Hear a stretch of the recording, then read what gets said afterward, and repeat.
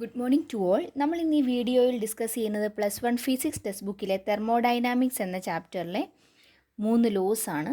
ഒന്നാമത്തത് zeroth law of തെർമോഡൈനാമിക്സിൻ്റെ zeroth law എന്താണെന്നാണ് നോക്കുന്നത്. It states that if two systems A and B are separately in thermal equilibrium with a third system C, then the system A and B are thermal equilibrium with each other. നമുക്കപ്പോൾ ഇതൊരു figure ഉപയോഗിച്ചുകൊണ്ടൊന്ന് നോക്കാം എന്താണെന്ന്. ഇപ്പോൾ നമ്മൾ രണ്ട് systems എടുത്തു, എയും ബിയും രണ്ട് സിസ്റ്റം എടുത്തു. ഇത് സിസ്റ്റം എ, ഇത് സിസ്റ്റം ബി. ഇതിനെ ഒരു അഡയബാറ്റിക് വോൾ ഉപയോഗിച്ചുകൊണ്ട് സെപ്പറേറ്റ് ചെയ്തിരിക്കുകയെന്ന് വിചാരിക്കുക. ഈ വോളിൻ്റെ പ്രത്യേകത എന്താണ്? ഇതൊരു അഡയബാറ്റിക് വോളാണ്. അഡയബാറ്റിക് പ്രോസസ്സ് എന്താണെന്ന് നമ്മൾ ഓൾറെഡി പഠിച്ചിരിക്കുന്നതുകൊണ്ട് തന്നെ ഈ വോൾ എന്താണെന്ന് നിങ്ങൾക്ക് അറിയാമായിരിക്കും. എന്തായിരിക്കും? ഹീറ്റിൻ്റെ ട്രാൻസ്ഫർ ഇവിടെ നിന്ന് ഇങ്ങോട്ട് ഉണ്ടാവുന്നില്ല. അതായത് ഇപ്പം ഏതെങ്കിലും ഒരു സിസ്റ്റത്തിന് ടെമ്പറേച്ചർ കൂടുതലും മറ്റൊന്നിന് ടെമ്പറേച്ചർ കുറവുമാണ്. പക്ഷേ അഡയബാറ്റിക് വോൾ ഉപയോഗിച്ച് സെപ്പറേറ്റ് ചെയ്തിരിക്കുന്നത് കൊണ്ട് ഒന്നിൽ നിന്ന് മറ്റൊന്നിലേക്ക് ഹീറ്റിൻ്റെ ഫ്ലോ ഉണ്ടാകുന്നില്ല. ഇനി നമ്മൾ മൂന്നാമതൊരു സിസ്റ്റം എടുക്കുന്നു. ആ മൂന്നാമത്തെ സിസ്റ്റത്തിനെ സി എന്ന് വിളിച്ചു. സി എന്ന മൂന്നാമത്തെ സിസ്റ്റം. പക്ഷേ ഇതിൻ്റെ പ്രത്യേകത എന്താ? ഇവിടെ ഇരിക്കുന്ന വോളെന്ന് പറയുന്നത് ഒരു ഡയാതെർമിക് വോളാണ്. ഡയാതെർമിക് എന്ന് വെച്ചാൽ എന്തായിരിക്കും? ഹീറ്റിനെ കടത്തി വിടുന്നതാണ് ഡയാതെർമിക് വോൾ.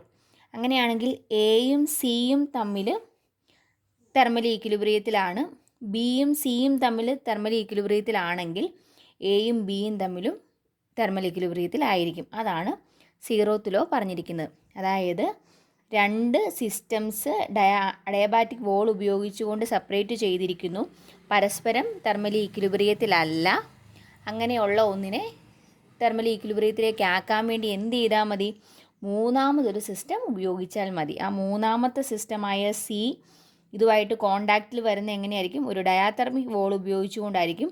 സോ സിയിലേക്ക് ഹീറ്റിൻ്റെ ട്രാൻസ്ഫർ ഉണ്ടാകും. അങ്ങനെ എയും ബിയും പരസ്പരം തെർമലി ഈക്വിലിബ്രിയത്തിലാകുന്നതായിട്ട് നമുക്ക് കാണാൻ സാധിക്കും. അതാണ് സീറോത്ത് ലോ ഓഫ് തെർമോഡൈനാമിക്സ് എന്ന് പറയുന്നത്. അടുത്തത് സെക്കൻഡ് ലോ ഓഫ് തെർമോഡൈനാമിക്സ് ആണ്. സെക്കൻഡ് ലോയിൽ രണ്ട് സ്റ്റേറ്റ്മെൻറ്റുകളാണ് പറയുന്നത്. ഒന്നാമത്തെ സ്റ്റേറ്റ്മെൻറ്റ് കെൽവിൻ പ്ലാങ്ക് സ്റ്റേറ്റ്മെൻറ്റ് ഇതാണ്: no process is possible whose sole result is the absorption of heat from a reservoir and the complete conversion of heat into work. അതായത് നമ്മളൊരു റിസർവോയറിൽ നിന്ന് ഹീറ്റ് അബ്സോർബ് ചെയ്തെടുത്ത് ആ എടുക്കുന്ന എനർജി കംപ്ലീറ്റ് ആയിട്ട് വർക്കാക്കി convert ചെയ്യാൻ സാധിക്കത്തില്ല. അതാണ് കെൽവിൻ പ്ലാങ്ക് സ്റ്റേറ്റ്മെൻറ്റിൽ പറയുന്നത്.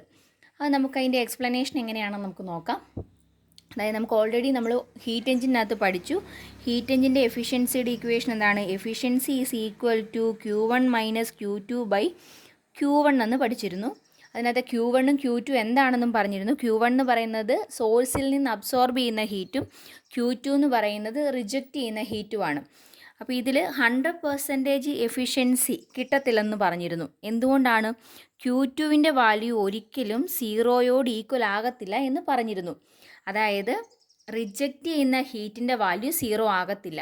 അതായത് എന്തായാലും വർക്ക് ചെയ്ത് കഴിയുമ്പോൾ മിച്ചം ഒരു ഹീറ്റ് എനർജി റിജക്റ്റ് ചെയ്യുന്നുണ്ട് എന്ന് പറഞ്ഞു കഴിഞ്ഞാൽ അതെന്താണ്? കെൽവിൻ പ്ലാങ്ക് സ്റ്റേറ്റ്മെൻറ്റ് തന്നെയല്ലേ? അതായത് Q1 എനർജി അബ്സോർബ് ചെയ്തെടുത്തു കഴിഞ്ഞാൽ അത്രയും എനർജിയുടെ വർക്ക് അവിടെ നടക്കുന്നില്ല. മിച്ചം എന്തായാലും ഹീറ്റ് പുറത്തേക്ക് റിജക്റ്റ് ചെയ്യുന്നുണ്ട്. അതാണ് Q2 not equal to zero എന്ന് പറഞ്ഞിരിക്കുന്നത്. അതായത് ഹീറ്റ് എഞ്ചിൻ പഠിച്ചപ്പോൾ നമ്മൾ ഓൾറെഡി പറഞ്ഞിരുന്നു 100% എഫിഷ്യൻസി എന്ന് പറയുന്ന കാര്യം ഒരിക്കലും നടക്കുന്നതല്ല, പോസിബിളായിട്ടുള്ള അല്ലെന്ന് പറഞ്ഞു. അത് കുറച്ചുകൂടെ ശക്തമായിട്ട് പ്രൂവ് ചെയ്തിരിക്കുകയാണ് കെൽവിൻ പ്ലാങ്ക് സ്റ്റേറ്റ്മെൻറ്റ് വഴി. അതായത് കെൽവിൻ പ്ലാങ്ക് സ്റ്റേറ്റ്മെൻറ്റ് എന്താണ്? യഥാർത്ഥത്തിൽ ഇത് തന്നെയാണ് പറയുന്നത്. അതായത് ഒരു റിസർവോയറിൽ നിന്ന് എടുക്കുന്ന ഹീറ്റിനെ അല്ലെങ്കിൽ എടുക്കുന്ന എനർജിയെ കംപ്ലീറ്റ് ആയിട്ട് വർക്കാക്കി കൺവേർട്ട് ചെയ്യാൻ സാധിക്കത്തില്ല. സെക്കൻഡ് ലോയുടെ രണ്ടാമത്തെ സ്റ്റേറ്റ്മെൻ്റ് ആണ് ക്ലോഷ്യസ് സ്റ്റേറ്റ്മെൻറ്റ് ഇതാണ്: no process is possible who sole result is the transfer of heat from a colder object to a hotter object. അതായത് നമുക്കറിയാം ഹീറ്റ് ട്രാൻസ്മിറ്റ് ചെയ്യുന്ന എവിടെ നിന്ന് എങ്ങോട്ടായിരിക്കും? ചൂട് കൂടിയിടത്ത് നിന്ന് കുറവുള്ളിടത്തേക്കായിരിക്കും. അപ്പോൾ ഹോട്ടായിട്ടുള്ള ഒബ്ജക്റ്റിൽ നിന്ന് കോൾഡ് ആയിട്ടുള്ള ഒബ്ജക്റ്റിലേക്കാണ് ഹീറ്റിൻ്റെ ട്രാൻസ്ഫർ ഉണ്ടാകുന്നത്. നേരെ തിരിച്ച് റിവേഴ്സിബിൾ ആയിട്ടുള്ളൊരു പ്രോസസ്സ് നടക്കുമോ ഇല്ലയോ എന്നാണ് ക്ലോഷ്യസ് സ്റ്റേറ്റ്മെൻറ്റിനകത്ത് പറയുന്നത്.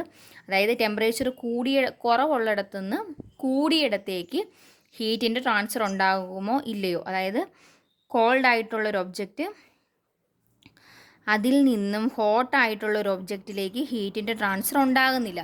പക്ഷെ അപ്പോൾ നമുക്കറിയാവുന്നൊരു കാര്യമുണ്ട്, റെഫ്രിജറേറ്റർ അല്ലേ, അവിടെ എന്താണ് ചെയ്യുന്നത്, തിരിച്ചാണ്. അതായത് കോൾഡ് ആയിട്ട് ഉള്ളിടത്തുനിന്ന് ഹോട്ടായിട്ടുള്ളിടത്തേക്കാണ് ഹീറ്റിൻ്റെ ട്രാൻസ്ഫർ ഉണ്ടാകുന്നത്. അപ്പോൾ അത് എന്തിൻ്റെ ഫലമായിട്ടാണ്, എക്സ്റ്റേണലായിട്ട് ഒരു ഏജൻസിയുടെ ഹെൽപ്പോടു കൂടിയാണ് അല്ലേ. അതായത് എക്സ്റ്റേണലായിട്ട് വർക്കൊന്നും നടക്കുന്നില്ലെങ്കിൽ കോൾഡ് ഒബ്ജക്റ്റിൽ നിന്ന് ഹോട്ടിലേക്ക് ഒരിക്കലും ഹീറ്റ് ട്രാൻസ്ഫർ ഉണ്ടാകുന്നില്ല. ഇതിനെയാണ് നമ്മൾ ക്ലോഷ്യസ് സ്റ്റേറ്റ്മെൻ്റ് എന്ന് പറയുന്നത്.